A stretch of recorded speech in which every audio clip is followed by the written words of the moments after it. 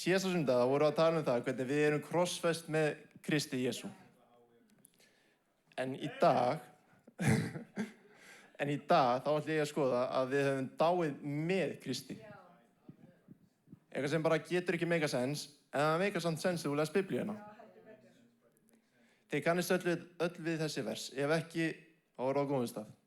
Þá er að fara að heyra þessi vers alveg sennilega nokkur sinnum oft. Ég er ekki að finna upp á hjólinu, við erum bara að skoða ritninguna. Þetta er síðara Kórinthubréf 5:14-17. Kærleiki Krists knýr mig, því að ég hef ályktað sem svo.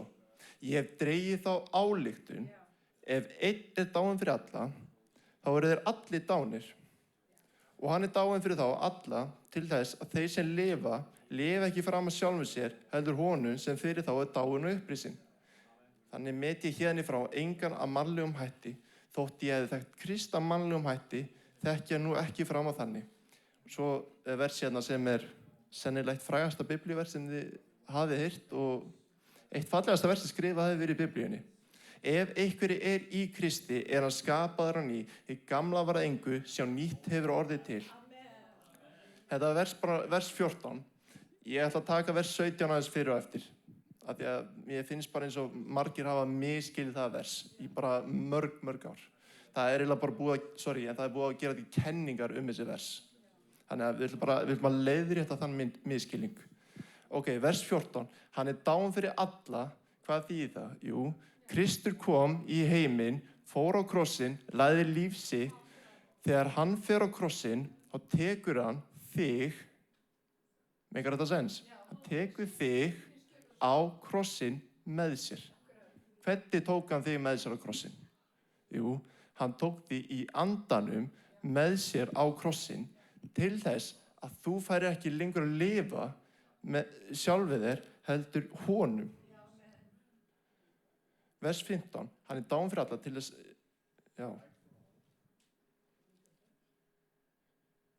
Sumir kristnir, þegar horfa á þetta vers, segja, við lifum með honum. Hvernig kemur þetta fram í daglegu lífi? Sumir hugsa þetta, sumir kristnir eru bara svolítið svona yfirborðskenndir, ef við segjum þetta þannig. Sumir kristnir horfa þetta þannig. Já, ég lifi með honum. Það þýðir, þegar ég fer til himna, þá mun ég lifa með honum. Hann er sem sagt búinn að leysa mig í einu jarðneska lífi og þegar ég deyð, þá fer ég bara til himna og verð með honum. En þetta er vissulega þá er eilífinn í himninum, en þetta er ekki nema bara brot af því verki sem Guð ætlaði með þér hér á jörðu. Og ef við bara rýnum í samhengi textans, af því að við vitum öll að Biblían var aldrei skrifuð í köflum af versum, hún var bara skrifuð sem bréf. Þetta var ekki þannig, Páll var að skrifa í Antíókíu, fyrsti kafli, fyrsta vers. Nei, þetta var skrifuð sem bréf. Og hann segir í síðara Kórinthubréfi 5:9, þess vegna kosta í kapps hvort sem ég er heima eða heima að vera honum þóknalegur. Þú ert hér núna með honum og hvar sem þú ert, hvort þú ert að heiman eða að heiman, hvort þú ert hér á jörðu eða frá eilíðinni, þá ert að lifa honum. Þú ert að reyna að þóknast honum á allan hátt. Það er sem hann er að segja. Og svo segir hann í versi 16, þannig met ég hérni frá engan að mannlegum hætti, þó ég þekkt Krist að mannlegum hætti þekki ég nú ekki fram á þannig. Hvað er hann að segja? Jú, ég met engan mann eftir einhverju svona veraldlegu hlutum. Ég met engan mann af því að hann er búinn að gefa í gegnum alkoholisma, hann er búinn að ganga í gegnum þrengingar, hvað sem hún kallar þetta. Páll, hann metur engan mann af þeim hætti. Og ef ykkur er í Kristina skapar hann í því gamla var engu sjá nýtt hefur orðið til. Þetta vers fyrir við rosalega kristir og menn og konur mjög oft, við erum ofta að segja svo hluti. Ég er ný í sköpun. Sumir bara, ég er heldur betur ný í sköpun maður. Sumir, ég er ný í sköpun af því að ég var eitthvað ákveðið. Ég var í alkoholisma. Ég var klámfíkill.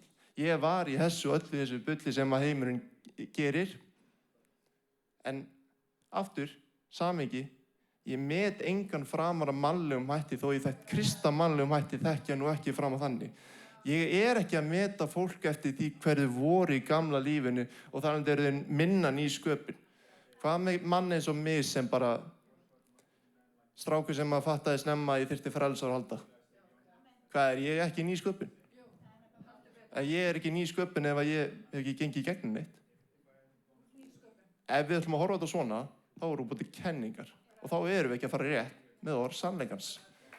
Við erum ný sköpun af því að sá sem er í Kristi. Efesus 2:10, þú ert skapaður í honum til góðra verka sem hann hefur fyrirbúið til þess að þú myndir svo leggja stund á þig. Við höfum öll að sameiginlegt að einhvern mann lifðu við ekki í honum. Og þar alveg þegar við komum til hans, þá er engin greinamunur hvort þú hefur verið í rugli eða ykkur svoleiðis eða bara komið úr mjög þægileg umhverfi eins og ég. Engin munur. Páll segir í Galatíabréfinu 1. kafla, Guð fer ekki mangarinn að rálit. Og ef við ætlum að fara að gera það, aftur, þá erum við ekki að fara rétt með orð sannleikans.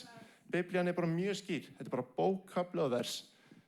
Með öðrum orðum, þú lest Biblíun á 4 hátta. Hver er að tala? Við hvern er að tala? Hvað er hann að segja? Og hvað er samhengið? Það er rosalega auðvelt að fara að taka hluti út úr samhengi. Það er bara einfalt þessi hlutir í heiminum. Og margir hafa gert það. Og þá ertu búin til kenningar. Og þá ferði ekki rétt með orð sannleikans. Við getum gert hvað sem er þegar við fyrir með tökum hluti út úr samhengi. Við getum farið hvert sem er með þá.